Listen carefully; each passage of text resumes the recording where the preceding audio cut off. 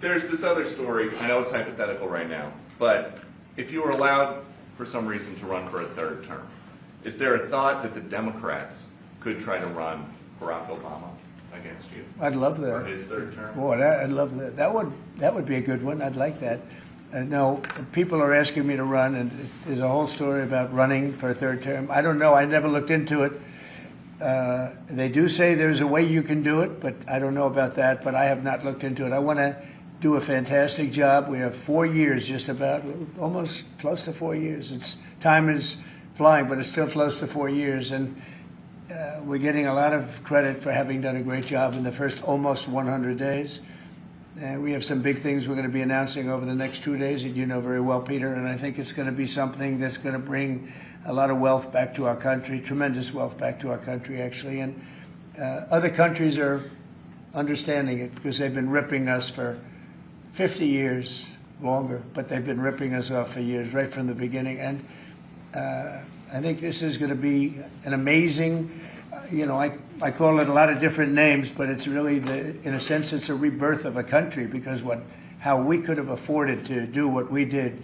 We help everybody, and they don't help us. The term I like best probably is the liberation of America. It's the liberation of this country because it's incredible. Look, we have 36 trillion in debt for a reason, and that accumulates over a long period of time.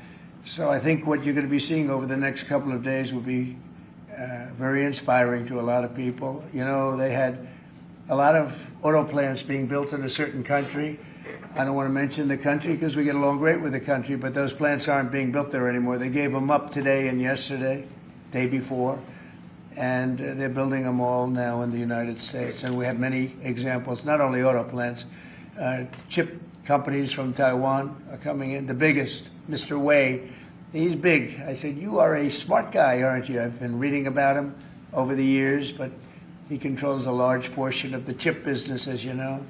You don't get smarter. They're going to be investing $200 or $300 billion. Apple's investing $500 billion. You know, they always built their places in China. Now he's building here. I think because of you speak to Tim Cook, because of the election, but maybe more importantly because of the tariffs. You know, he's got really an obligation to do it. But we have many, many companies that you haven't even heard of. But I think we'll be at $5 trillion very soon. And if you think about this, we've never been anywhere near that. I don't know if we've ever been at $1 trillion. What do you mean by that? We're 500. What do I mean by trillion? 5 trillion. What are you referring to, sir? I think that we're going to be at $5 trillion of investment. I think you're going to have investments very shortly. We're already 3.5, and we have commitments, verbal commitments for a lot more.